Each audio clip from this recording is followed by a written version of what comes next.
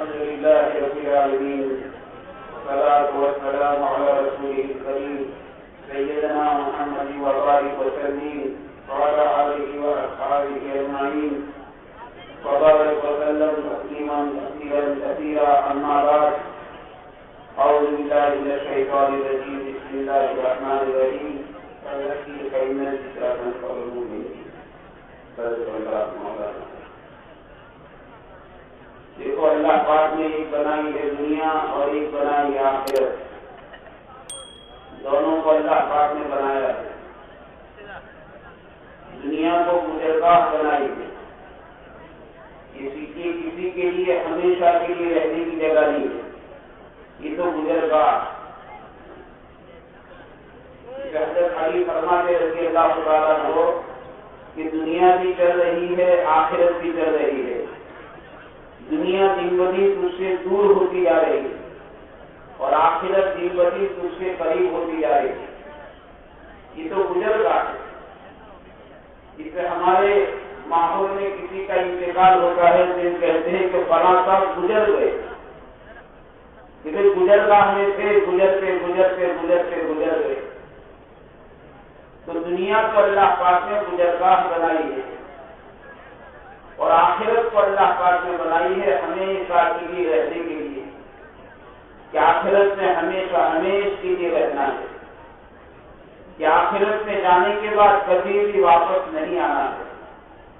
آخرت میں جانے کے بعد موت نہیں ہے. اللہ تعالیٰ موت کو تو موت دے دیں گے. ہم انسانوں کو موت نہیں ہے. وہ ہمیشہ کے لیے رہنے کی جگہ ہے. اور دونوں کی کامیابی کا راستہ اللہ پاک نے ایک ہی بنایا ہے اور وہ دین ہے. دنیا کی کامیابی کا راستہ بھی دین اور آخرت کی بھی کامیابی کا راستہ دین. دونوں کی کامیابی کا راستہ ایک ہے اور وہ دین ہے. اس کے علاوہ کامیابی کی کوئی راہ نہیں ہے. یہ تو گویا ہمارے یقین کا بگاڑ ہے کہ ہمارا اتنا تو یقین ہے. مسلمان بھی کہتا ہے کہ دین پر چلیں گے تو آخرت بن جائے گی. قبر بنے گی, قیامت بنے گی, آخرت بنے گی, جنت ملے گی. لیکن دین پر چلنے میں دنیا بنے گی کہتے یہ ابھی ذہنوں میں بیٹھا نہیں دیر پر بیٹھنا چاہیے.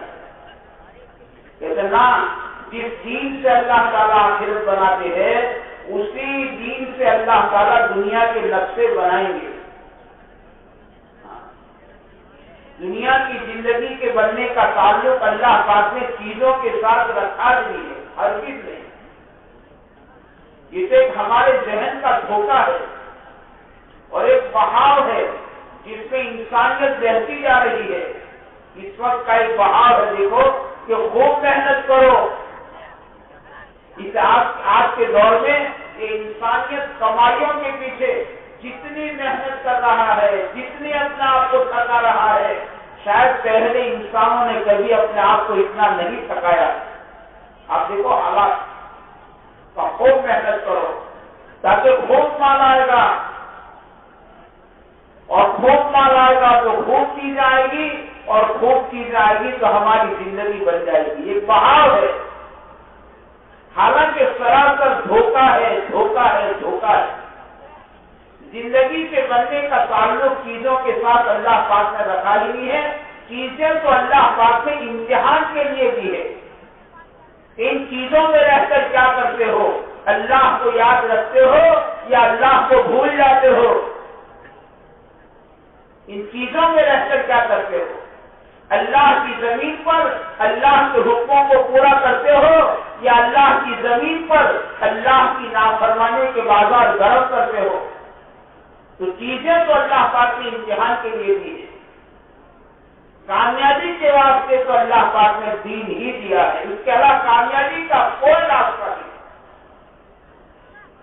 جس دین سے اللہ تعالیٰ آخرت بنائیں گے اسی دین سے اللہ تعالیٰ دنیا کے نقشے بنائیں گے. اللہ کرے یہ بات ہمارے دلوں میں جم جائے کہ ہماری کامیابی کا راستہ دین ہے.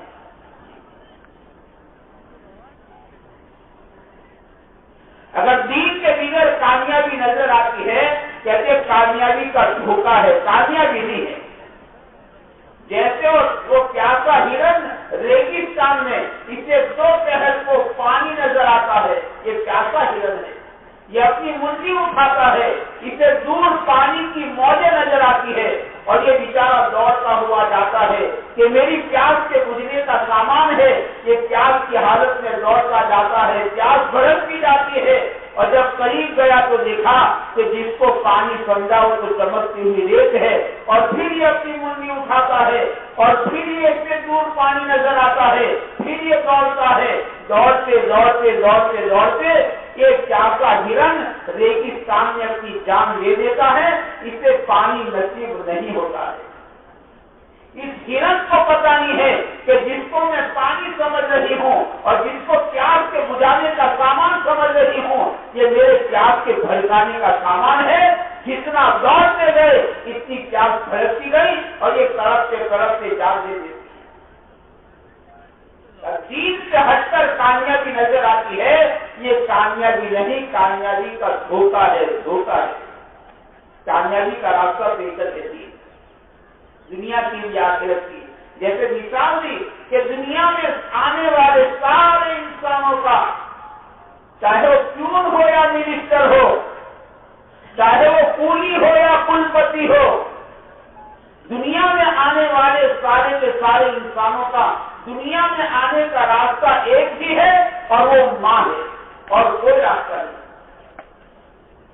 اور جیسے دنیا سے جانے والے انسانوں کا راستہ ایک ہی ہے اور وہ موت ہے، اس کے علاوہ کوئی راستہ نہیں ہے۔ تو یہ بات سمجھائی، وہ انسانوں جیسے تمہارا دنیا میں آنے کا راستہ ایک ہے اور وہ ماں ہے، اور تمہارا دنیا سے جانے کا راستہ ایک ہے اور وہ موت ہے، ایسے تمہاری دنیا آخرت کی کامیابی کا ایک ہی راستہ ہے اور وہ دین ہے، وہ دین ہے، ایک ہی راستہ۔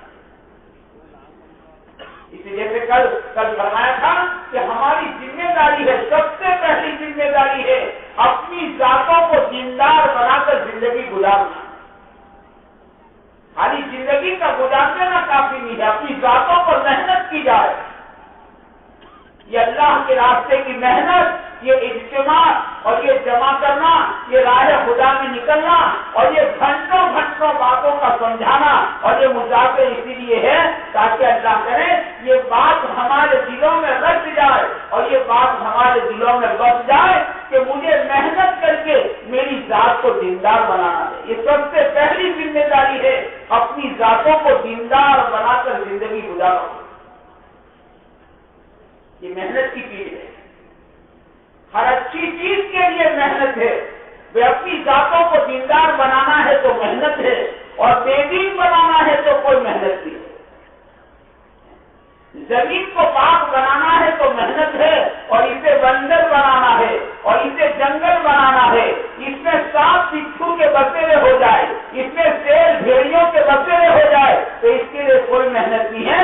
آپ محنت چھوڑ دو، یہ خود بخود بنجر بن جائے گا اور یہ جنگل بن جائے گا۔ محنت چھوڑ دو۔ ہاں، بنانے کے لیے محنت ہے، بگاڑنے کے لیے کوئی محنت نہیں ہے۔ اس لیے اپنی ذاتوں کو دیندار بنانا، دیندار بنا کر زندگی گزارنا، اور دینداری کے معنی ہے تابع داری کے۔ دیندار کسے کہتے ہیں؟ دینداری کے معنی ہے تابع داری کے، اسے اسلام کے معنی ہے تابع داری کے، اور مسلمان کے معنی ہے تابع دار کے۔ تیرا قربان کر دینا، میرا قربان ہو جانا، اس کو مسلمان کہتے ہیں۔ یہ تابع دار ہے، یہ اللہ نبی کا تابع دار ہے، یہ کلمے کی رسی سے بندھا ہوا ہے۔ یہ کلمہ خالی زبان کے بول کا نام نہیں ہے کہ زبان سے کلمہ پڑھ لو، جیسے جی چاہے جیسے زندگی گزارو کا کلمہ اس کا نام نہیں ہے۔ جو چاہے وہ دیکھو، جو چاہے وہ بولو، جو چاہے وہ سنو، جیسے چاہے ویسے کماؤ، حلال کیا، حرام کیا، جائز کیا، ناجائز کیا، جیسے چاہے ایسے جیو، کہتے نام۔ یہ تو کلمے کی رسی سے بندھا ہوا ہے، یہ اللہ نبی کا تابع دار ہے۔ جیسے کوئی جانور رسی سے بندھا ہوا ہے، اس کے معنی یہ ہوتے ہیں کہ یہ جانور کسی کا تابع دار ہے۔ یہ رکھڑالو ڈھول بھی ہے، یہ تو کسی مالک کا تابع دار ہے، یہ جانور رسی سے باندھا گیا ہے۔ ہر مسلمان کلمے کی رسی سے بندھا ہوا ہے، یہ اللہ نبی کا تابع دار ہے، یہ اللہ نبی کا تابع دار ہے۔ یہ ماحول کے بہاؤ میں بہتے بہتے زندگی نہیں گزار سکتا ہے، یہ زمانے کے ساتھ قدم ملاتے ہوئے زندگی نہیں گزار سکتا ہے۔ یہ دنیا کے دوسرے انسانوں کو دیکھ کر ان کے شانہ بشانہ جو بیچارے انسان اپنے پیدا کرنے والے مالک کو نہیں جانتے ہیں کہ ہمارا پیدا کرنے والا کون ہے، جس کی زمین پر ہم بستے ہیں، جس کے آسمان کے تلے ہم رہتے ہیں، جس مالک نے ہمیں اپنے دست قدرت سے بنایا ہے، وہ ہمارا پیدا کرنے والا مالک کون ہے، وہ اپنے پیدا کرنے والے مالک کو نہیں پہچانتے۔ یہ انسان محنت کر کے اور ریسرچ کرتے کرتے پاخانوں کے کیڑوں کو تو پہچانتا ہے، خون اور پیشاب کے جراثیم کو تو پہچانتا ہے، یہ بدنصیب انسان اپنے پیدا کرنے والے مالک کو نہیں پہچانتا کہ ہمارا میرا پیدا کرنے والا کون ہے۔ تو پھر ان انسانوں کے بارے میں قرآن کریم اپنا فیصلہ سنا رہا ہے کہ یہ تو جانوروں سے بدتر ہے، یہ تو ڈھانچے شکل اور صورت کے اعتبار سے اجلے کپڑوں میں آپ کو انسان نظر آتے ہیں، قرآن کریم فیصلہ سناتا ہے یہ تو جانوروں سے بدتر ہے، اس لیے کہ جانور بھی اپنے مالک کو پہچانتا ہے۔ اور جانوروں کو دیکھو، پالتو کتوں کو دیکھو، یہ باقی روٹی کے ٹکڑے کھا کر اپنے مالک کو کیسا پہچانتا ہے۔ جب اس کا مالک رات کو گھر آتا ہے، یہ کتا دوڑتا ہوا آتا ہے، مالک کے قدموں میں گر جاتا ہے، یہ زبان سے بول نہیں سکتا ہے، یہ اپنی دم ہلا کر بس زبان حال کہتا ہے میرے مالک میں نے تیرے گھر کی باقی روٹی کے ٹکڑے کھائے ہیں، میں نمک حرام نہیں ہو سکتا، میں رات بھر جاگتا رہوں گا، چوکی داری کرتا رہوں گا، تو آرام سے رات گزار لے اور میں رات بھر چوکی داری کرتا رہوں گا، میں نے تیرے گھر کی باقی روٹی کے ٹکڑے کھائے ہیں۔ ایک پالتو کتا باقی روٹی کے ٹکڑے کھا کر اپنے مالک کو اتنا پہچانتا ہے، اپنے مالک کا اتنا وفادار ہے۔ آپ گائے کو دیکھو، بکری کو دیکھو، بھینس کو دیکھو، یہ صبح میں چارہ چرنے کے لیے نکلتے ہیں، سورج کو غروب نہیں ہونے دیتے اور اپنے مالک کے کھیلے پر آ کر یہ کھڑے ہو جاتے ہیں اور بزبان حال کہتے ہیں میرے مالک میں تیرا در چھوڑ کر کہیں نہیں جا سکتی، مالک میں تیرا در چھوڑ کر کہیں نہیں جا سکتی۔ ایک جانور اپنے مالک کو اتنا پہچانتا ہو، اور یہ انسان جس کو اللہ پاک نے اپنے دست قدرت سے بنایا، ساری کائنات کو اللہ پاک نے امر کن سے بنا دی، کن فیکون، ہو جا، ہو گئی خلاص۔ لیکن انسان کہتے ہیں کہ انسان کو اللہ پاک نے امر کن سے نہیں بنایا، اس کو تو اپنے دست قدرت سے بنایا ہے۔ اور جس انسان کے لیے اللہ پاک نے زمین بنائی، آسمان بنایا، پہاڑ بنائے، سورج بنایا، سیارے بنائے، چاند اور ستاروں کو بنایا، ہواؤں کو چلایا، بارشوں کو برسایا، دن میں سے رات، رات میں سے دن اور موسم کے عدل بدل کرنے کے نظام کو اللہ تعالیٰ نے چلایا، اتنا بڑا کارخانہ اللہ پاک نے جس انسان کے واسطے رچایا ہو، یہ انسان اپنے پیدا کرنے والے مالک کو نہ پہچانے۔ اسے اس کا مقصد حیات بیان کیا اللہ گیا، دیکھو یہ مقصد زندگی ہے، اپنے پیدا کرنے والے مالک کو پہچانا۔ اس اللہ پاک نے انبیاء علیہ السلام کو بھیجا اور نبیوں نے آ کر سب سے پہلے لوگوں کو اللہ کی پہچان کرائی۔ اس کا بزرگ تھے میاں جی محراب صاحب رحمۃ اللہ علیہ فرماتے تھے اللہ پاک نے نبیوں کو سب سے بڑا وظیفہ جو دیا تھا وہ لوگوں کو اللہ کی پہچان کراؤ، اللہ کی بڑائی سمجھاؤ، اللہ کی بڑائی سمجھاؤ۔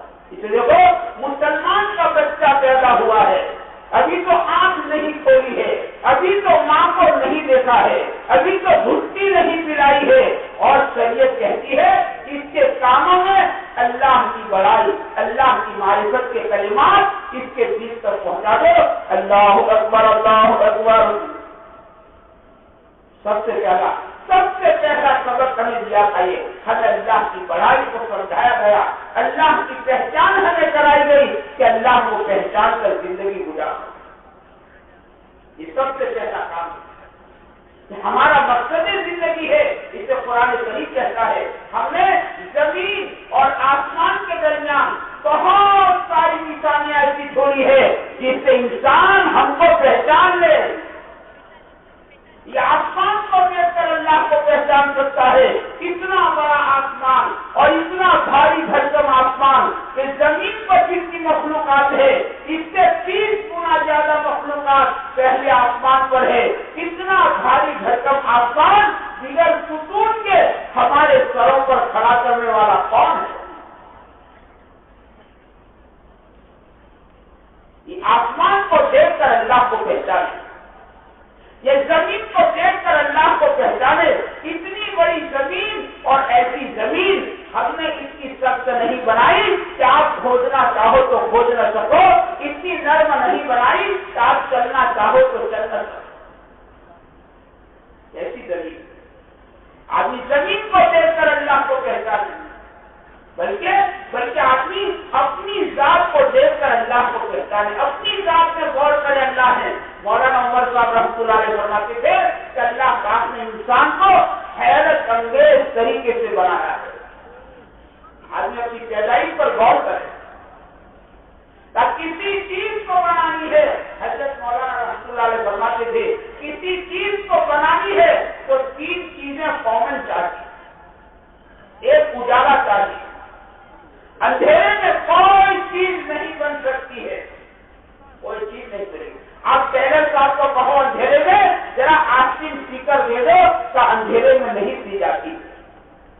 چھوٹے سے چھوٹا کام اندھیرے میں نہیں ہو سکتا ہے. جیسے اللہ پاک نے اس انسان کو بنایا, ماں کے پیٹ کے اندھیرے میں بنایا. کیسے بنایا؟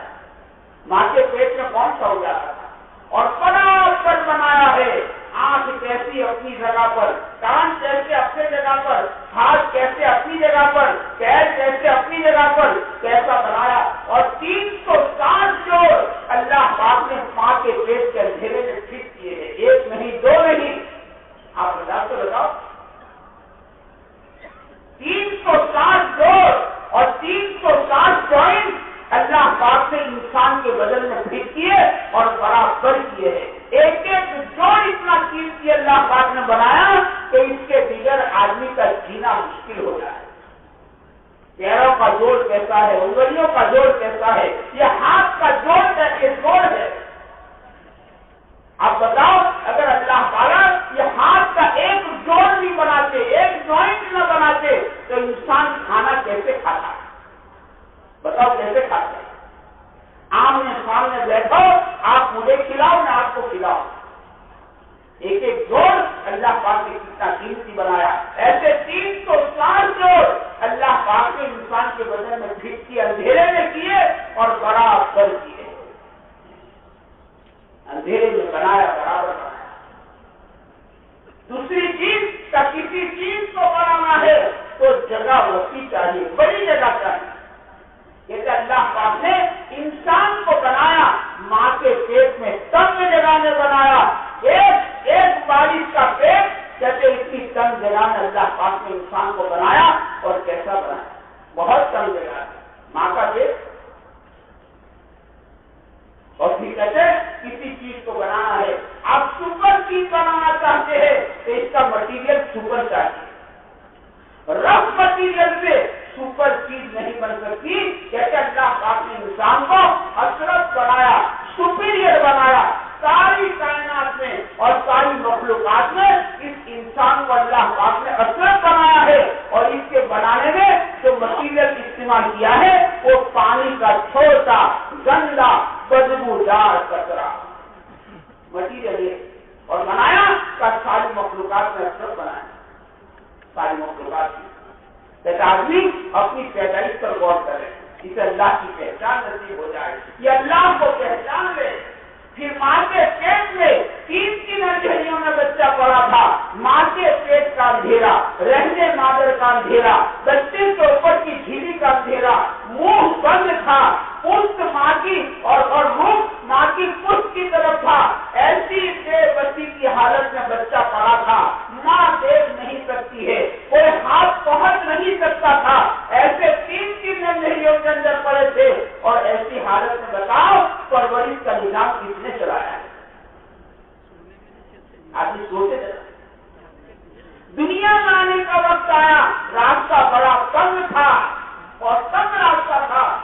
پاک نے اپنی قدرت سے فرشتوں کا نظام چلایا، فرشتے نے آ کر پر مارا، راستہ بنایا اور پر کے اوپر بچے کو لے گیا۔ صبح صحیح رہے،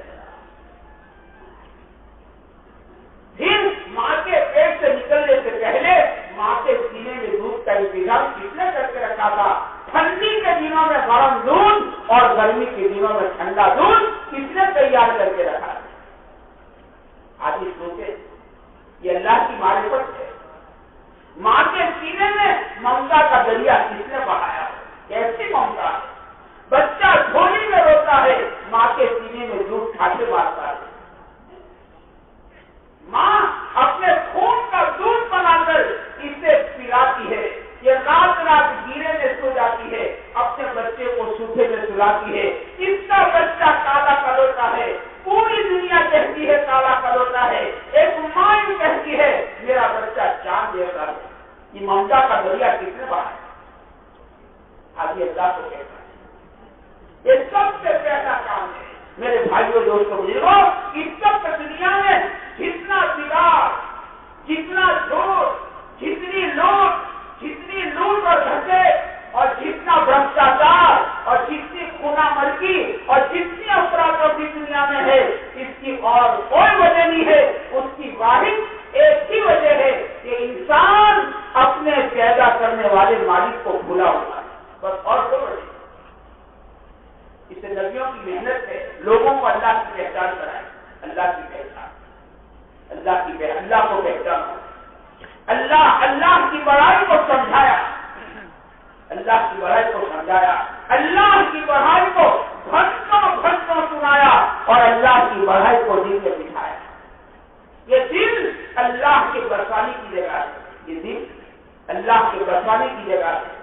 اسے حدیث قدسی ہے جس کا خلاصہ، نہ مجھے ساتوں زمین سما سکتی ہے، نہ مجھے ساتوں آسمان سما سکتے ہیں، مجھے سما سکتا ہے قلب حق مومن بندے کا دل، میرے سمانے کی جگہ ہے، میرے بسنے کی جگہ ہے۔ اللہ تعالیٰ معاف کرے، اس دل میں ہم نے ہر ایک کو بتایا ہے، نہیں بتایا تو اللہ کو نہیں بتایا ہے۔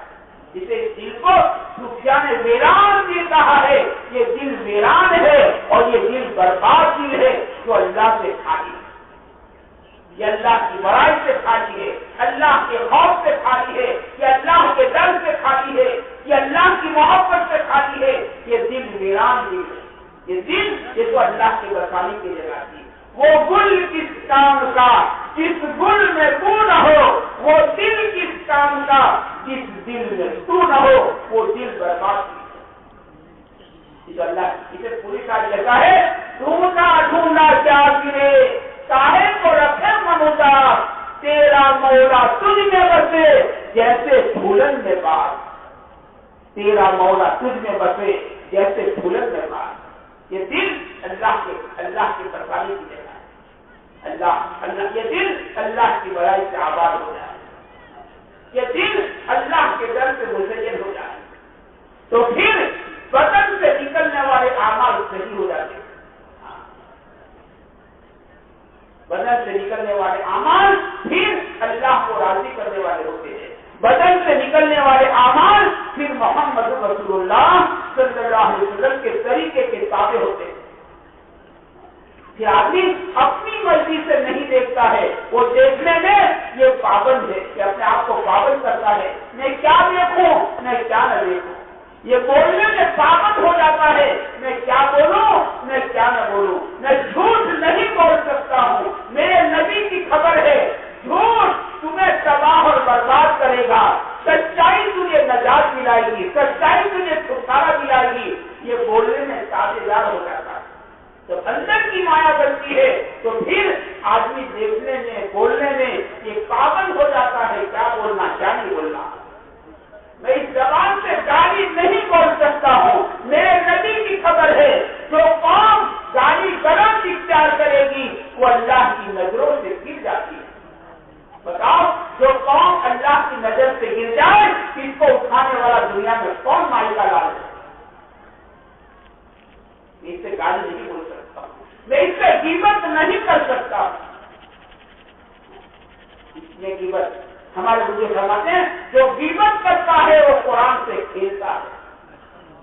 تین حرام جمع ہوتے ہیں تب جا کر غیبت بنتی ہے. مرتاد کا گوشت، مسلمان کا گوشت اور بھائی کا گوشت اور غیبت نہیں. اس کا زنا سے بڑھ کر ہے. تو صحابہ حیرت سے یا رضی اللہ غیبت زنا سے بڑھ کر ہے. کہاں زنا کی توبہ ہے، غیبت کی توبہ نہیں ہے. اس حاجی امداد اللہ مہاجر مکی رحمۃ اللہ علیہ فرمائے کہ غیبت زنا سے اس لیے بڑھ کر ہے کہ زنا کرنے والا اپنے آپ کو حقیر سمجھتا ہے، میں نے بہت برا کام کیا، میں نے بہت گندا کام کیا، یہ اپنے آپ کو حقیر سمجھتا ہے. اور غیبت کرنے والا دوسروں کو حقیر سمجھتا ہے، یہ تو مارواڑی ہے، یہ تو مکھی ٹوس ہے، یہ تو بہت چھوٹے دل کا ہے. بس غیبت کافی ہو گئی تو کہ دوسروں کو حقیر سمجھتا، آدمی قابل ہو جاتا ہے. یہ بولنے سے پہلے بولے گا، پہلے بولو پھر بولو. ایک ایک بول یہ توڑ کر بولتا ہے. میں اس زبان سے کسی مسلمان کا دل نہیں توڑ سکتا ہوں. مسلمان کے دل کو توڑ دینا کعبۃ اللہ کو گرانے سے زیادہ بہتر ہے. میں ایسے بول نہیں بولوں گا جس سے کسی مسلمان بھائی کا دل ٹوٹ جائے، بیوی کا دل ٹوٹ جائے. ایک اللہ کی بندی کہلواتی ہے میرے شوہر نے میرا دل اتنا توڑا کہ میرے اندر دل جیسا کچھ رہا نہیں. میں ایسے بول نہیں بولوں گا کہ میری بیوی کا دل ٹوٹ گیا، کسی مسلمان کا دل ٹوٹ گیا. یہ بولنے میں پابند کیا بولے کیا نہ بولے. ایک بزرگ بہت گرمی کا موسم، گرمی کی ایک دم بادل چھا گئے، رم جھم بارش شروع ہو گئی اور گھر سے نکلے تو زبان پر اتنا آ گیا کہ بڑے موقع کی برسائی ہے. یہ ساتھ کا زبان پر آ گیا، بڑے موقع کی برسائی ہے. تو گیس سے آواز آئی ہم نے بے موقع کب برسائی ہے. بولنے میں آدمی پابند ہو جاتا ہے، کیا بولنا کیا نہیں. یہ زبان کیسی کی طرح نہیں چلائے گا. اس سے کسی مسلمان کی ٹوپی نہیں اٹھائے گا، کسی مسلمان کی عزت کے ساتھ نہیں کھیلے گا. اللہ کے نزدیک مسلمان کی عزت کا ایک مقام ہے. کسی مسلمان کی ٹوپی مت اٹھاؤ، کسی مسلمان کی پردہ دری مت کرو، اس کی علوم کو مت اٹھاؤ. اور تم ستار کے بندے ہو اور تم ستار کے خلیفہ ہو. اللہ کی صفت ستاری کا یہ مظہر بنتا ہے. جیسے اللہ پاک نے پیٹ کی چمڑی ڈال کر میرے پاخانے کو چھپا دیا ہے، اللہ پاک نے اجلے کپڑوں میں میرے علوم کو چھپا دیا ہے.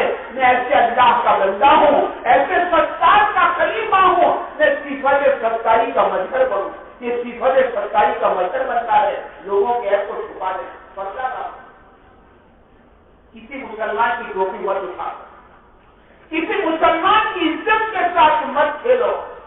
اسے فرمایا مسلمان کی عزت کے ساتھ کھیلنا یہ بدترین سود ہے، بدترین سود. تیری عزت نیلام کر دوں گا، ہم کہتے ہیں تجھے پانی سے پتلا کر دوں گا. مت بول مت بول. کسی مسلمان کی ٹوپی مت اٹھا. بدترین سود ہے، بدترین سود.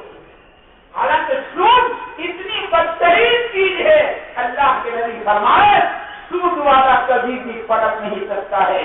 اس کے گناہ کے 72 درجے ہیں، 72. اور پہلا درجہ ہے اپنی سگی ماں کے ساتھ منہ کالا کرنا. اب باقی کے درجے کہاں لے جائیں؟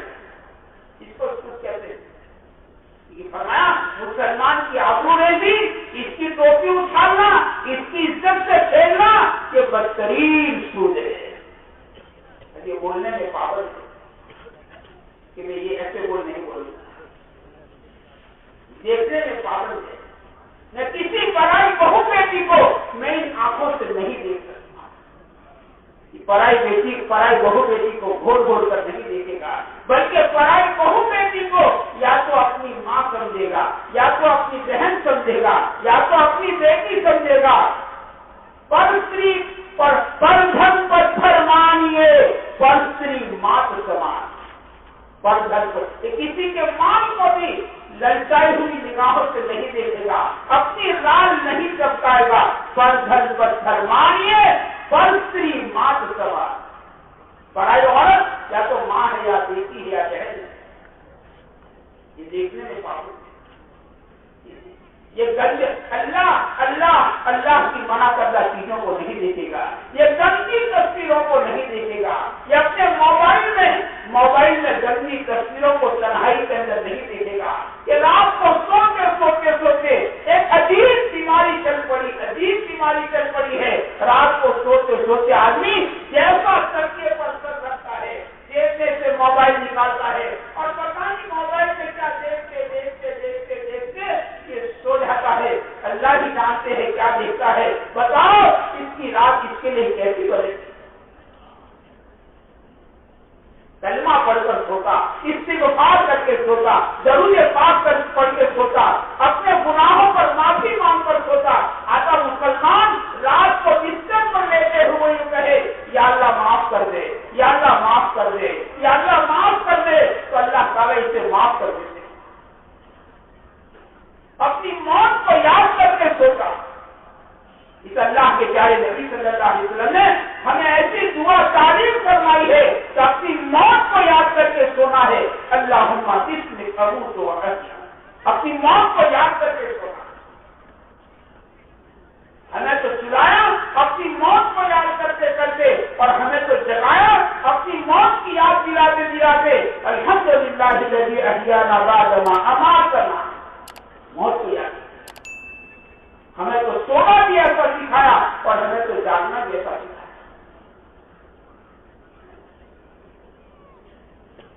یہ بیماری چل پڑی ہے.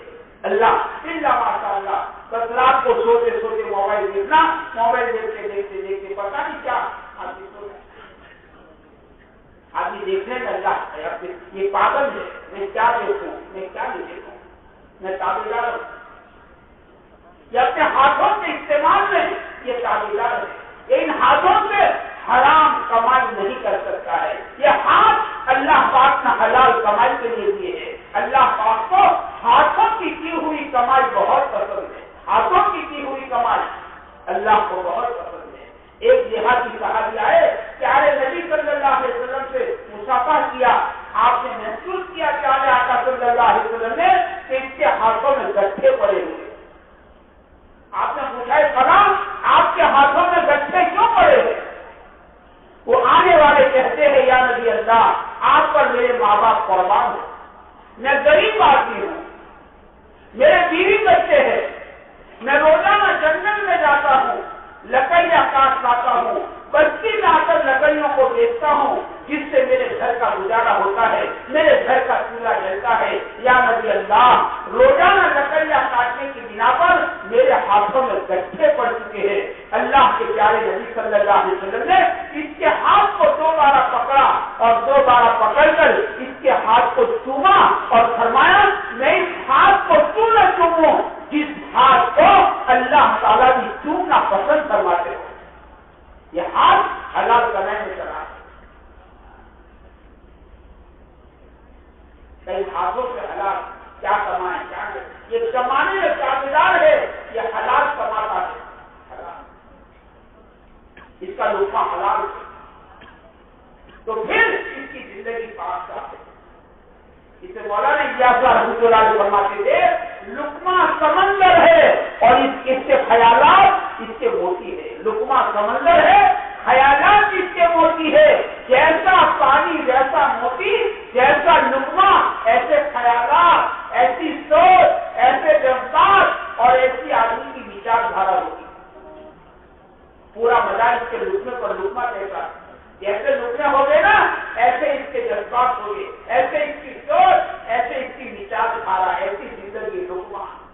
لقمہ سمندر ہے، خیالات اس کے موتی ہے. اس کہتے ہیں آدمی کو برباد کرنے والی 2 چیزیں ہیں.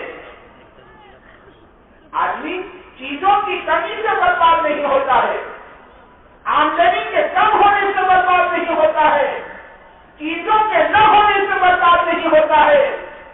آدمی کو برباد کرنے والی دو چیزیں ہیں، ایک حرام کمائی اور دوسرا بری صحبت۔ بری صحبت آدمی کو بربادی کے گھاٹ لگا دیتی ہے۔ بری صحبت، حرام لقمہ اور بری صحبت۔ اس علماء نے لکھا ہے نیکوں کی صحبت نیک عمل سے بہتر ہے اور بروں کی صحبت برے عمل سے بدتر ہے۔ نیکوں کی صحبت تجھے نیک بنا دے گی اور بروں کی صحبت تجھے برا بنا دے گی۔ نبی کا بیٹا نوح علیہ السلام کا ہے لیکن کافر بنا، کہتے اس کی صحبت، آدمی اپنی صحبت اچھی رکھے، اپنی کمپنی اچھی رکھے، اپنا سرکل اچھا رکھے۔ آدمی کو برباد کرنے والی دو چیزیں ہیں، ایک حرام کمائی، دوسرا بری صحبت۔ اپنے لقمے کو حلال۔ ایک بزرگ کہتے ہیں کہ ہم نے ایک کٹھی ہارے کی دعوت کھائی، تو جو محنت کر کے کماتا تھا، پسینے کی کمائی، ایسے کٹھی ہارے غریب کی دعوت کھائی، کہتے اس کی دعوت کھانے کے بعد ہمارے اعمال کو دگنا ہوگا۔ عجیب انعام، عجیب کیفیت اس غریب کی دعوت کھانے کے بعد۔ کہتے ہیں ایک عرصے کے بعد ہم نے کسی نواب کی دعوت کھائی، تو اس نواب کی دعوت کو کھانے کے بعد تو کہتے ہیں کئی دنوں تک میرے اندر یہ گندا جذبہ پیدا ہوا کہ میں زنا کروں، میں زنا کروں، میں زنا کروں اور لقمے کا کروں۔ آدمی کمائی میں پابند ہے، کیا کمائے کہ اپنے ہاتھوں کو یا حلال کمائی میں استعمال کرے گا، اس سے حرام کمائی نہیں کرے گا۔ جب اندر کا نظام صحیح ہو جاتا ہے، اللہ کی ذات دلوں میں بس جاتی ہے، تو پھر بدن سے نکلنے والے اعمال محمد رسول اللہ صلی اللہ علیہ وسلم کے ساتھ ہو جاتے ہیں۔ یہ تابعدار بن کر زندگی گزارتا ہے، یہ تابعدار، یہ ماحول کے باہر میں نہیں رہے گا۔ اسے تابعداری سکھانے کے واسطے نماز کی ہے، نماز کی تھی۔ اسے علماء نے لکھا ہے کہ جس کو نماز سے اپنے جسم کے اعضاء پر قابو کرنا آ گیا، نماز کے باہر کی زندگی میں بھی اللہ تعالیٰ اس کے لیے اپنے جسم پر قابو کرنا اللہ آسان کر دیتے۔ جیسی نماز ایسی نماز کے باہر کی زندگی۔ آدمی کی نماز کا مدار، آدمی کی زندگی کا مدار اس کی نماز پر ہے کہ نماز کیسی ہے۔ نماز جو ہے نا وہ تو روشن دان ہے، یہ اٹھک بیٹھک کا نام نہیں ہے۔ یہ تو ہم نے چونکہ نماز پر محنت نہیں کی، ہماری محنت کا میدان بدل گیا، ہم نے نماز پر محنت نہیں کی، تو میرے دوستوں میں جانتا ہوں میری نماز کیسی ہے۔ مجھے نماز میں سب یاد آتا، یاد نہیں آتا تو اللہ یاد نہیں آتا، اور میری نماز کا سلام پھر جاتا ہے۔ سب یاد آیا، یاد نہیں آیا تو اللہ یاد نہیں آیا۔ حالانکہ عارفین فرماتے ہیں کہ اللہ پاک نے اپنی نورانی ذات کو 70,000 پردوں میں چھپائی ہے۔ ایک پردہ ہٹ جائے اپنے ماتیوا کو جلا کر راکھ کر دیں، لیکن بندہ جب نیت باندھ کر اللہ کے سامنے کھڑا ہوتا ہے، اللہ اور بندے کے درمیان سارے پردے چھٹ جاتے ہیں۔ اللہ تعالیٰ ڈائریکٹ بندے کی طرف توجہ فرماتے ہیں، بندہ سورہ فاتحہ پڑھتا ہے، اللہ تعالیٰ جواب دیتے چلے جاتے ہیں۔ نماز سے یہاں لا کر کھڑا کیا ہے۔ ناز والے نیاز کیا جانے، تیسرے مکتب نماز کیا جانے۔ مکتب کا بچہ نماز کو کیا جانے گا، ہم مکتب کے بچے ہیں۔ نماز نے یہاں لا کر کھڑا کیا، لیکن یہاں آ کر بھی مجھے اللہ یاد نہ آئے تو اس ہمارے ساتھی مناجات میں کہتا تھا، یا اللہ میری نماز سے مجھے اطمینان نہیں ہوتا تو تجھے کیسے اطمینان ہوتا ہوگا۔ یا اللہ میری نماز سے مجھے اطمینان نہیں ہوتا تو تجھے کیسے اطمینان ہوتا۔ اسے محنت سے اپنا کلمہ بناؤ، اپنی نماز بناؤ۔ کلمہ نماز بن گیا تو دین بن گیا، اور دین بن گیا تو کام بن گیا، دنیا آخرت بن گئی۔ اپنے کلمے کو بناؤ، اپنی نماز کو بناؤ۔ اسے مولانا عمر صاحب فرماتے رحمۃ اللہ علیہ، کلمہ آدمی کے اندرون کو صحیح کر دیتا ہے اور نماز آدمی کے ظاہر کو صحیح کر دیتی ہے۔ اندرون بھی صحیح ہو گیا، ظاہر بھی صحیح ہو گیا۔ حضرت مولانا فرماتے تھے کلمہ جو ہے نا آدمی کے مال کے استعمال کو، مالیات کے نقصے کو صحیح کر دیتا ہے، اور نماز اس کے جان کے استعمال استعمال کو صحیح کر دیتا ہے، بس دین اسی کا نام ہے۔ اس لیے اصل ہمارے 2 نمبر ہے کلمہ اور نماز۔ باقی کے جتنے نمبرات ہیں یا تو اس کی درستگی کے لیے ہے، یا تو اس کے استحضار کے لیے ہے، یا تو اس کی حفاظت کے لیے ہے، یا تو اس کی قبولیت کے لیے ہے، یا تو اس کو دنیا میں عام کرنے کے لیے ہے، ورنہ اکثر ہمارے 2 نمبر کلمہ اور نماز۔ اپنے کلمے میں اتنی طاقت پیدا کی جائے کہ کلمہ پوری شریعت کے بوجھ کو اٹھا لے، اپنے کلمے میں اتنی طاقت پیدا کی جائے کہ کلمہ ہمیں حرام سے بچا ہے۔ جو کلمہ حرام سے نہیں بچا سکتا، جو کلمہ گناہوں سے نہیں بچا سکتا، یہ کلمہ جہنم کی آگ سے کیسے بچائے گا؟ یہ محنت سے نکلنا اس لیے ہے، کلمے پر محنت ہے، نماز پر محنت ہے، تاکہ انشاءاللہ زندگی بن جائے۔ اندر کا فکر صحیح ہو جاتا ہے، اندر کا فکر، اندر کے جذبات صحیح ہو جاتے ہیں، آدمی کی زندگی کا رخ صحیح ہو جاتا ہے، تنہائی کی سوچ میرے دوست صحیح ہو جاتا ہے، پھر آخرت کی آخرت کو سامنے رکھ کر زندگی گزارتا ہے۔ اپنی آخرت کو سوچنا، یہ گھر والوں کی آخرت کو سوچتا ہے، میری بیوی کی آخرت کا کیا ہوگا؟ میری بیوی اور میری اولاد کو اس نے اپنے خون کا دودھ بنا کر پلایا ہے، یہ گھر میں سب سے پہلے اٹھتی ہے اور سب سے آخر میں سوتی ہے، یہ کھانا پکا کے تیار کرتی ہے، پہلے سارے گھر والوں کو کھلاتی ہے، پھر یہ بچا کچا کھاتی ہے، کبھی سالن ختم ہو جاتا یہ چائے روٹی کے ساتھ کھا لیتی ہے، یہ سب سے پہلے اٹھی، یہ سب سے آخر میں سوئی، میری بیوی کی آخرت کا کیا ہے؟ یہ باہر کی محنت سے آتا ہے، جیسے باہر کی محنت سے گھروں میں لائٹ آئی، باہر کی محنت سے گھروں میں پانی آیا، باہر کی محنت سے گھروں میں کپڑے آئے، باہر کی محنت سے گھروں میں اناج آیا، ایسے باہر کی محنت سے گھروں میں دین آتا۔ یہ تو شیطان کا دھوکہ ہے کہ پہلے گھر کی تبدیل کرو پھر باہر جاؤ، ورنہ اصل راستہ یہ ہے، یہ باہر کی محنت سے آتا ہے۔ اسے حضرت جی رحمۃ اللہ علیہ فرماتے تھے، دعوت کی محنت کیا ہے؟ الٹے آئینے کو سیدھا کر دو۔ ایک آئینہ الٹا ہے اور آدمی الٹے آئینے کے سامنے کھڑا ہے، اسے کچھ نظر نہیں آتا کہ میں برابر ہوں، لیکن جہاں آئینہ سیدھا کرا تو آئینہ سمجھا دیتا ہے یہاں کالک ہے، یہاں پھپسی ہے، یہاں داغ ہے، چہرہ اچھا نہیں لگتا، ذرا چہرے کی صفائی کر لو، آئینہ سمجھا دیتا ہے۔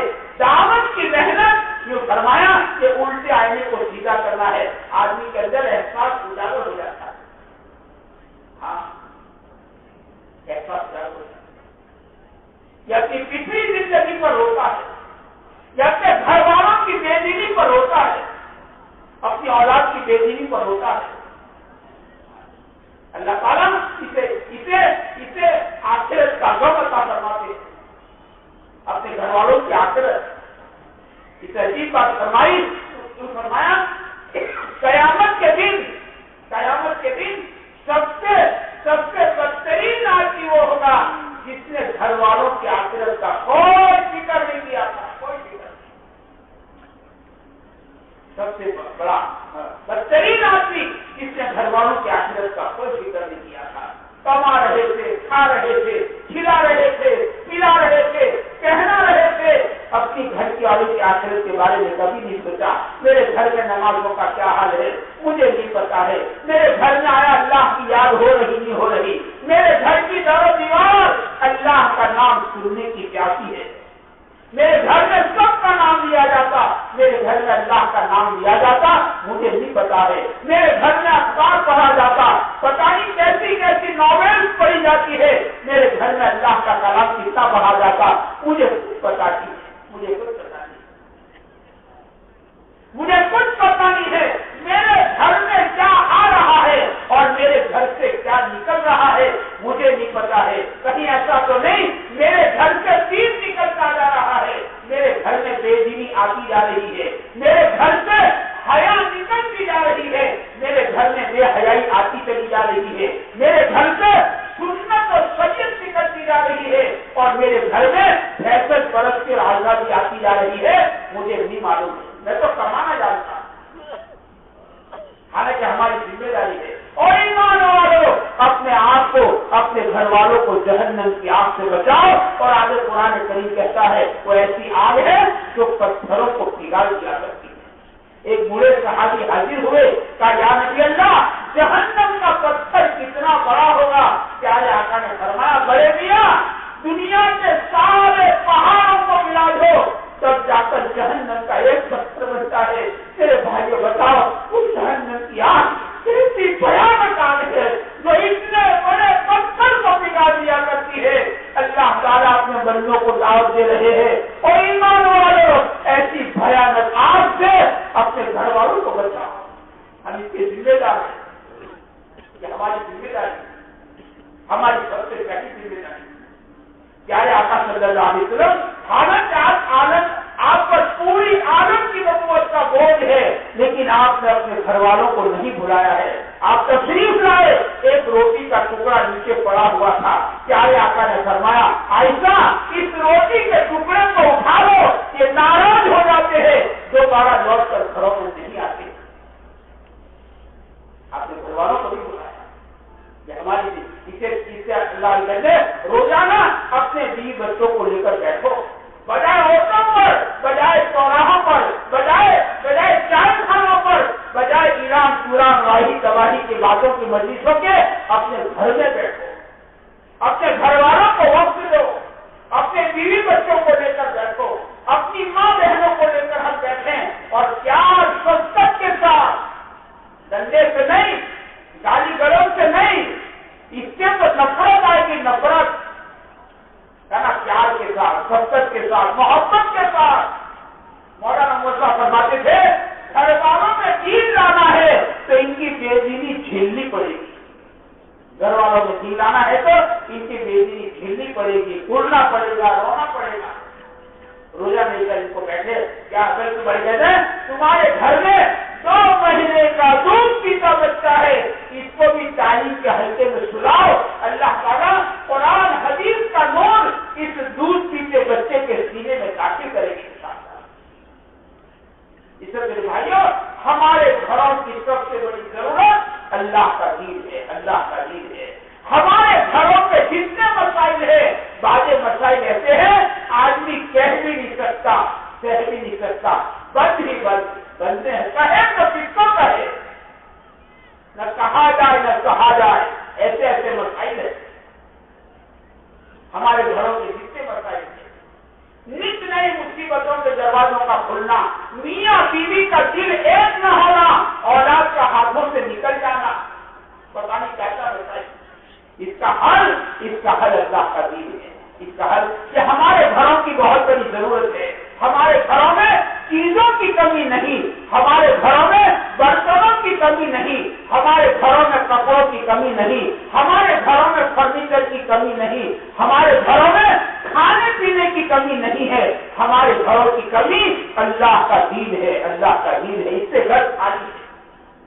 آمال محمدی سے گھر خالی ہے. اگرچہ چیزوں سے گھر آباد ہوتے جا رہے ہیں اور آمال سے گھر خالی ہوتے جا رہے ہیں, جس کی بنا پر گھروں میں پریشانیاں ہیں. کیوں ہے؟ گھروں میں بے چینی ہے. کیوں ہے؟ گھروں میں بدامنی ہے. کیوں ہے؟ گھروں میں تنگیاں ہے. کیوں ہے؟ میاں بیوی کا دل ایک کیوں نہیں ہو رہا ہے؟ گھروں میں گھبراہٹ کیوں ہوتی ہے کہ گھر میں آتا ہوں جی گھبراتا ہے, جی گھبراتا ہے. کیوں؟ اس کا علاج دین ہے. اور دین کے گھروں میں آنے کا آسان راستہ گھروں کی تعلیم ہے. یہ بہت بڑا دروازہ ہے گھروں میں دین کے آنے کا, گھروں سے بے دینی کے نکلنے کا. روزانہ نکل بیٹھو, گھر والوں کو وقت دو, ہماری ذمہ داری ہے. روزانہ گھروں میں مولانا فرماتے تھے اپنے گھر والوں کو 3 باتیں سمجھاؤ. اللہ کی بڑائی سمجھاؤ, اللہ کی ایسے بڑے ہیں, اللہ کے خزانے کتنے بڑے ہیں. بلکہ مولانا ورثہ رحمۃ اللہ علیہ تو مثال دے کر سمجھاتے تھے گھر والوں کو سمجھاؤ, دیکھو کالی کالی بھینس ہے, ہرا ہرا گوبر کھاتی ہے, اس میں سے اللہ تعالیٰ لال لال خون, ہرا ہرا گوبر, بیچ میں سفید دودھ نکالتے ہیں. وہ اللہ کیسی قدرت والے ہیں. ایک ماں باپ کے 6 بچے ہیں, ہر ایک کی شکل الگ الگ ہے, ہر ایک کا چہرہ الگ الگ ہے. تو اللہ کے وہاں سورج کو کے خزانے اور چہروں کے خزانے کتنے ہوگی کہ اللہ سمجھاؤ گھر والوں کو، اللہ کی بڑائی سمجھاؤ، اور یہ بات گھر والوں کو سمجھاؤ کہ حضرت رسول پاک صلی اللہ علیہ وسلم کے طریقے میں ہی دنیا آخرت کی کامیابی ہے، اس کے علاوہ کامیابی کا کوئی راہ نہیں۔ اور تیسری بات فرماتے تھے اپنے گھر والوں کو آخرت سمجھاؤ، اپنے گھروں میں آخرت کے تذکرے کیے جائیں۔ بیگم مسئلہ قبر کا ہے، موت سے لے کر قیامت تک قبر میں رہنا ہے، ہمارا مسئلہ قبر کا ہے، ہمارا مسئلہ پلسرات کا ہے۔ میرے بھائیوں دوستوں، وہ صحابی بیوی کی گود میں سر رکھ کر سوئے ہیں اور رو رہے ہیں، تو صحابیہ بھی رو رہی ہے۔ پوچھا بیگم آپ کیوں روتی ہو؟ جس کی وجہ سے آپ روتے ہو۔ کہا کہ بیگم مجھے تو پلسرات یاد آ گیا کہ پلسرات پر سے گزرنا ہے، پتہ نہیں سہولت کے ساتھ گزر جاؤں گا یا وہیں رہ جاؤں گا۔ میرے دوستوں میرے کو بتاؤ گھروں کی تعریف کا حال کیا ہوگا کہ بیوی کی گود میں سر ہے، آخرت کو کتنا سنا ہوگا، بیوی کی گود میں سر ہے، اور پلسرات کو یاد کر کے میاں بھی رو رہے ہیں اور بیوی بھی رو رہی ہے۔ معاف کرنا، ہم اپنے دل کے حالت کو ذرا ٹٹولیں اور ہمارے دلوں کے حالت کو ذرا ہم جانچیں۔ میرے دل کا حال یہ ہے کہ میں جنازے کے پیچھے چل رہا ہوں، پھر بھی مجھے میری موت یاد نہیں آتی۔ آپ ایمانداری سے بتائیے نماز پڑھتا، ہمیں تو جنازے کے پیچھے اس لیے چلایا تھا نا کہ جنازے کے آگے مت چلو، یہ کوئی بارات نہیں ہے کہ بارات کی آگے دلہا پیچھے،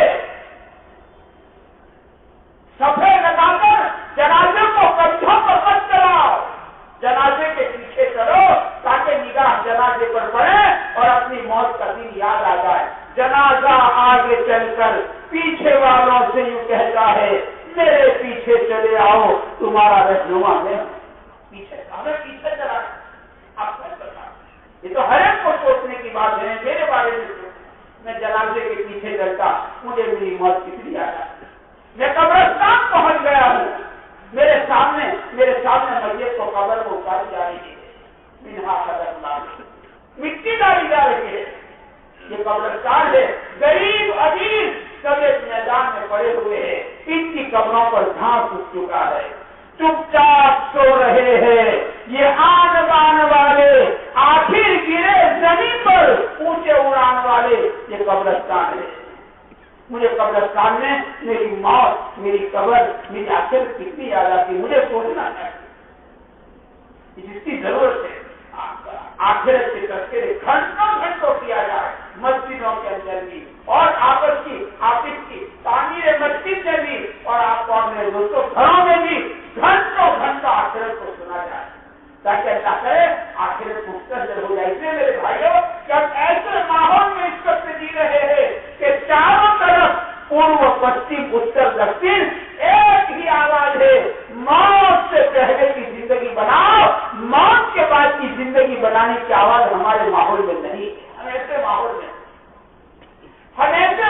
میں جی رہے ہیں جہاں چاروں طرف ایک آواز ہے، پیسوں سے کام کرے گا، پیسہ ہے تو سب کچھ ہے، پیسہ نہیں تو کچھ بھی نہیں۔ ہم ایسے ماحول میں جی رہے ہیں، حالانکہ کام پیسوں سے نہیں بنتا، کام تو اللہ کے بنانے سے بنتا ہے، اور اللہ کے کام کو بنانے کا ضابطہ محمد رسول اللہ صلی اللہ علیہ وسلم۔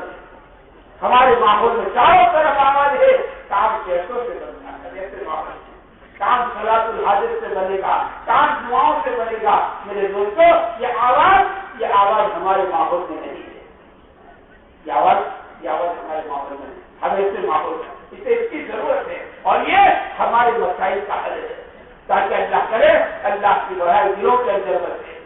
کامیابی ایک ہی طریقے میں، اور وہ پیارے آقا صلی اللہ علیہ وسلم کے طریقے میں، آخرت اللہ کرے ہمارے اوپر مستحضر ہو جائے، آخرت کا غم ہمیں نصیب ہو جائے۔ آخرت کا غم، مرنا ہے، قبر میں سونا ہے، قیامت کے دن اللہ کے سامنے کھڑا ہونا ہے، زندگی کا حساب دینا ہے۔ وہ اللہ راضی ہو گیا میرا پار ہو جائے گا، وہ اللہ ناراض ہو گیا میری ڈوبکیاں ڈوب جائے گی۔ اللہ کرے کہ آخرت کا غم، جہنم کا ڈوب دینے والا عذاب، مولانا موسیٰ فرماتے تھے بیک وقت جہنمی کو 19 قسم کا عذاب دیا جائے گا۔ اللہ کرے یہ ہمارے لیے مستحضر ہو جائے، جنت کی نعمتیں سجی سجائی لگی لگائی جنت اللہ نے کیسی تیار کر کے رکھی ہے. جنت کا شوق، جہنم کا خوف، آخرت کا غم، اللہ کرے یہ چیزیں ہمارے اندر میں پیدا ہو جائیں. اس کے لیے اللہ کے راستے کی محنت ہے. جس ماحول میں رہ کر یہ میرے دوستوں یہ دولت ہم نے گمائی ہے، اس ماحول میں رہ کر اس کا ملنا بڑا ہی مشکل ہے. اس کے لیے اللہ کے راستے میں لکھو، اللہ کے راستے میں لکھو. آدمی آپ نے خود کی تشکیل خود کر لے، خود کی تشکیل کہ میرا سب سے بڑا مسئلہ آخرت کا ہے. ابھی اللہ کا بلاوا آ جائے میرے پاس میری موت کے بعد کی زندگی کا کیا سامان ہے، میں دنیا سے کیا لے کر جاؤں گا. اس لیے آدمی پیچھے نہ دیں گے کہ میں چلا میرا تو کیا ہوگا وہ جو اللہ نے طے کیا ہے، بلکہ آدمی آگے دیکھے. سکرات آگے ہے، موت آگے ہے، قبر آگے ہے، قیامت آگے ہے، پلسرات آگے ہے، جنت اور جہنم آگے ہے. وہ ایمان کی طرح جو اللہ کو مطلوب ہے جس کا مطالبہ قبر میں کیا جائے گا. اور اگر میری موت آ گئی میری قبر کا کیا ہوگا. آدمی آگے دیکھے تو انشاءاللہ خود کی تشکیل خود کرنا میرے دوست کو آسان ہو جائے گا. حالات کو موت تک اجازت نہیں دے گی. حالات موت تک اجازت نہیں دیتے، ہم حالات کو اجازت دیتے ہیں. شیطان کیونکہ ہمارا دشمن ہے، وہ تو قسم کھا کے آیا ہے عزت کا، تیری عزت کی قسم میں اس کو سیدھا کرنے نہیں دوں گا. یہ بہت پرانا کھلاڑی ہے، یہ بہت داؤ کے کھیلنا جانتا ہے. یہ مشورہ دے گا، جانا تو ضرور چاہیے لیکن ابھی نہیں، اپنے بعد میں جائیں گے. یہ نیک کام میں بھیڑ پر ڈالتا ہے. نانی کہتا ہمیں جانا چاہیے لیکن ابھی نہیں، پھر جائیں گے. تو شیطان مشورہ دیتا ہے ابھی بھی، پھر اللہ اور اللہ کے نبی کا مشورہ ہے نیک کام میں جلدی کرو. اب اتنی سمجھ تو اللہ نے ہر ایک کو دی ہے.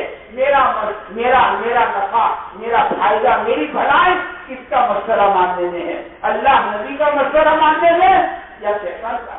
تو ہر ایک اس بات کو جانتا ہے، سمجھتا ہے کہ میری بھلائی اللہ نبی کا مشورہ ماننے میں ہے. اس سے میرے بھائی دوستوں ارادے کرو. دیکھو حالات پھٹے مارتے ہمیں یہاں پر لے آئے ہیں اور ہم انتظار کرتے رہے ابھی. ایک آدمی کی حد تشکیل کی 19 سال ہو گئے. 19 سال یہ راہ خدا میں نہیں کر سکا. 19 سال ہو گئے. 19 سال ایسے ہوتے میرے دوستوں پتہ نہیں زندگی کا چراغ کب گل ہو جاتا ہے، پتہ نہیں زندگی کی کون سی گلی میں شام ہو جاتی ہے، معلوم نہیں. آنکھیں آج چمکتی ہے کل بند ہو جاتی ہے، پیر آج دوڑتے ہیں کل تھم جاتے ہیں، سانس آج چلتے ہیں کل رک جاتے ہیں. آج زمین کے اوپر ہم، کل زمین ہمارے اوپر ہو جاتی ہے. نہیں معلوم اللہ کا بلا کب آیا. زندگی اتنی بے پایدار ہے، زندگی اتنی بے بھروسہ ہے. ایک جگہ پر انتقال ہوا تو لوگ جمع ہو گئے. تو کسی ایک نے پوچھا کہ جنازہ کب اٹھائیں گے؟ تو کہا کہ جنازہ مغرب کو اٹھایا جائے گا. دور دراز سے رشتے دار آنے والے ہیں. خیر لوگ ادھر ادھر ہو گئے. ظہر کی نماز میں جنازہ مسجد میں لایا گیا. تو پوچھا بھائی وقت بدل دیا، مغرب کے جنازہ لانا تھا ظہر میں لیا ہے؟ تاکہ نہ وہ جنازہ تو گھر پہ ہی رکھا ہے اور تو مغرب ہی میں لایا جائے گا. تو پوچھا یہ کس کا جنازہ ہے؟ کہنے والے نے کہا اس جنازے کے متعلق جس نے سوال کیا تھا یہ جنازہ کب اٹھاؤ گے، یہ ان کا جنازہ ہے. انہیں کہا معلوم تھا کہ ان کے سوال جواب سے پہلے میرے سوال جواب شروع ہو جائیں گے. زندگی اتنی بے پایدار ہے اور زندگی اتنی بے بھروسہ ہے، زندگی اتنی بے پتہ نہیں یہ وفا کرتی نہیں کرتی. اس سے میرے بھائی کے بزرگوں ہمت کرو. اب زیادہ انتظار مت کرو، زیادہ سوچو مت. یہ سوچنے کا راستہ ہے نہیں. ہاں دنیا کے میدان میں سوچ کر قدم اٹھاؤ. یہ تو اللہ کی مدد کا وعدہ ہے. پیارے نبی صلی اللہ علیہ وسلم کی دعائیں میرے دوست ہمارے ساتھ ہے. یہ گارنٹیڈ راستہ ہے. سارے نبی چلے، سارے صحابہ چلے، سارے اولیاء اللہ چلے اور اللہ تعالیٰ نے ہر ایک کو کامیاب کیا ہے. اور جو بھی چلے گا انشاءاللہ اللہ تعالیٰ اس کو کامیابی کے ہمکنار کریں گے. یہ گارنٹیڈ راستہ ہے. اس لیے ابھی بتاؤ بہت سا ہمارے ساتھیوں نے اپنی بستیوں میں تشکیلیں ہوئی تھی تو ارادہ کیا تھا ہم بلیشور کے اجتماع سے جائیں گے، لیکن بلیشور کا اجتماع آ گیا، کچھ نہ کچھ رکاوٹ آ گئی اور بڑے فرماتے ہیں کاف اونچا ہونے کی علامات سے ایک علامت ہے جب نکلنے کا زمانہ قریب آتا رکاوٹ آتی ہے، شیطان اپنی پوری طاقت لگا دیتا ہے، شیطان کسی کو تہجد کرنے سے اتنا نہیں روکتا جتنا راہ خدا میں نکلنے سے روکتا ہے، ایسی پوری طاقت لگا دیتا ہے۔ میرے دوستوں ہم اللہ کے وعدوں پر یقین کریں، پیارے نبی صلی اللہ علیہ وسلم کی دعا کو بھروسہ کریں اور ہمت کر کے قدم اٹھائیں، اپنے ارادوں کو دوبارہ تازہ کر لیں کہ انشاءاللہ ہم اسی اجتماع سے اللہ والوں کے ہاتھ میں ہاتھ دے کر ان کی دعائیں لے کر ہم اللہ کے راستے میں دین سیکھنے کے لیے اور اللہ کے کلمے کو دنیا بدل کرنے کے لیے ہم اللہ کے راستے نکلیں گے۔ اور ہمت کر کے بتاؤ کہ جس کے دل میں آتا ہو وہ اظہار کرے۔ جنہوں نے چلے پیدا کیے اپنی قربانی کو بڑھا کر 3 چلے کر سکتے ہیں۔ کوئی اجتماع میں خالی شرکت کے لیے آیا تھا وہ میرے دوست ارادہ کر دے آئے تو اس کے اجتماع میں اب یہاں سے انشاءاللہ اتنی بڑی دولت کو حاصل کرنے کے لیے 4 مہینے کوئی بڑی بات نہیں ہے۔ مولانا عمر صاحب فرماتے تھے آدمی چلتے چلتے کیلے کے چھلکے کو 4 مہینے دے دیتا نہیں دیتا، آدمی دل کو سمجھا سکتا ہے، کیلے کے چھلکے پر پاؤں پڑا پھسل گیا فریکچر ہو گیا آدمی دے دیتا۔ اللہ کا دین میرے دوست اللہ کا دین ہے جس کو پیارے نبی نے اپنا سب کچھ دیا ہے، اپنا سب کچھ دیا ہے، اپنے پیٹ کے 2 پتھر، اپنے گھروں کا چولہا کا بجنا، خاتمے کا دودھ کا سکنا، اپنے پیارے چچے کے کچا کلیجا، اپنے پیارے نواسے کی کربلا کی شہادت، ہزاروں سہاگنوں کا سہاگ دیا ہے۔ جس دین کو اللہ کے نبی نے اتنا سارا دیا ہو اس دین کو 4 مہینے دینا کیا بڑی بات ہے۔ اور ہمت کر کے بتاؤ کون کون ارادہ کرنا